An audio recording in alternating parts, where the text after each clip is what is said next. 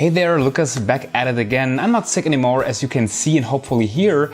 And today it's a little follow-up to the last video, the Lilliput A7S monitor, field monitor. Today a little quick tip video of sorts. We will talk about this, or it's actually this here, you can see it. It's a converter from SDI to HDMI, and I feel that these are again becoming more important than they were in the past. I mean, they had like bigger time with when the Blackmagic cinema camera was announced and when I bought my first one. Anyways, we want to talk about this. This is the AVMatrix Mini SC converter series. Here I have the 1112 model, which converts SDI to HDMI. Then there's also the 1221 model, which is the other way around. There's never much to say about these kind of converters because basically they're self-explanatory. We have this little box first and foremost. The coating is pretty nice. I like the coloring actually. It's a tad heavy, so it's not like lightly built. It has some weight, but I like this because this usually means it can take a punch. You know, I like that.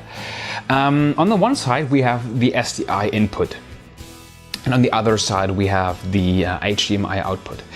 What we also have, and this is interesting I think, is an SDI output. Basically we can get the SDI signal out again. That means we can use it with more than one device. We are not stuck with the HDMI out from this converter. Next to it we have a micro USB port. This is for powering the device. This is always a downside with these converters, they need power.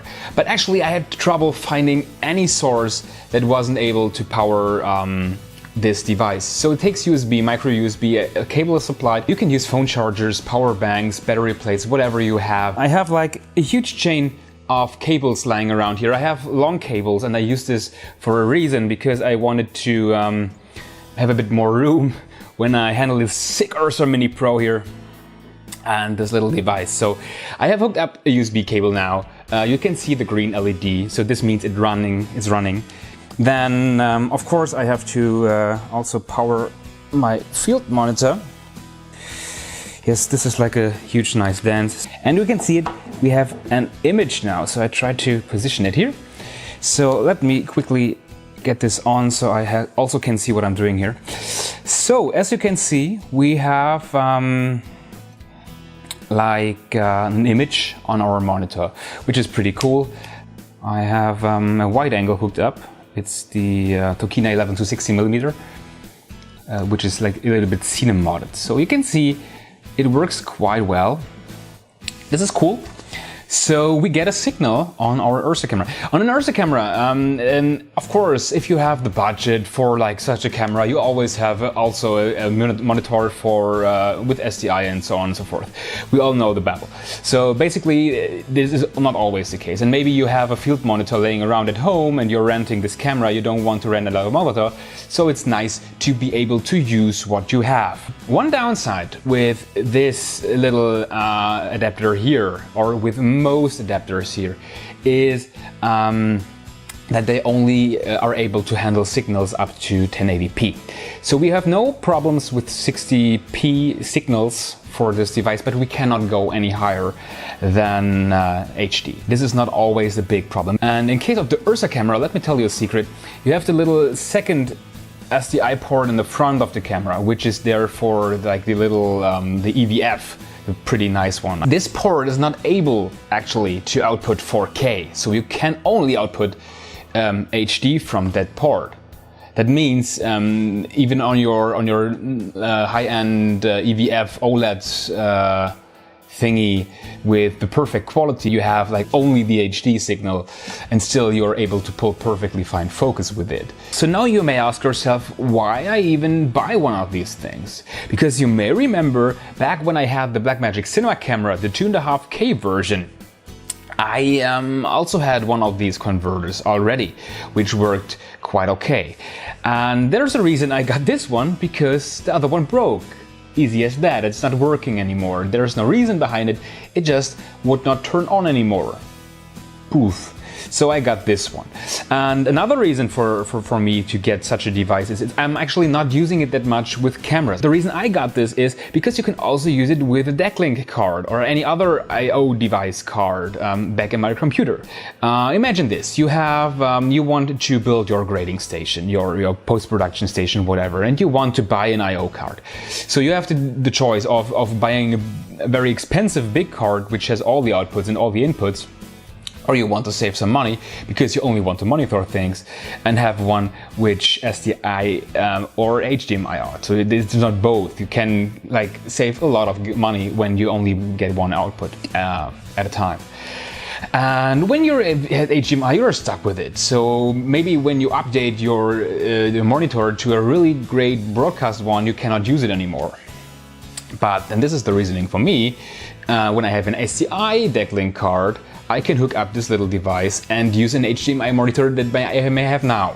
So, and then when I have the money or the skill level or whatever you will call it to get a broadcast monitor, I can just drop this little device and get the SDI straight into the monitor. So this is another use for it that many people do not consider when thinking about such devices. And this device, I believe, does a perfectly good job laying under my table and not breaking when I like hit it with my foot or something. Usually we talk about what's in the box in the very beginning of the video, which makes sense, but in this case it's not that exciting, so I will do it in the end here. So this is like you push this off the little box here. So this is the box. You have this nice little white box. Pretty neat actually. We have a little manual which tells us a bit about the specs about this device, the physical specifications, how to power it, and what kind of signals we get out of it.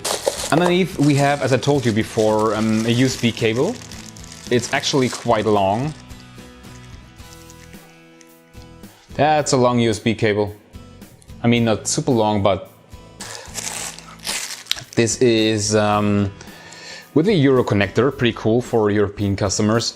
This is like a little phone charger thing. And then this is the most exciting part for accessories, actually. Not exciting, but the most exciting one. It's this little bracket. This is an adapter bracket. So we have little threads on the side here. And this is so you can mount it somewhere. So you have it like this. You can screw it on some place. Usually what I would like to do is I would use the Velcro, the plastic Velcro that I also have here on the Ursa camera mounted, like here in white and on here in black. I would get one on the back of this device and mount it here. Obviously then I would have much shorter cables and not the long ones like I have here.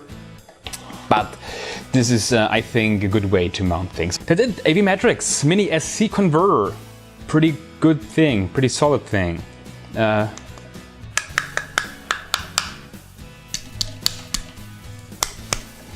take a punch, pretty nice.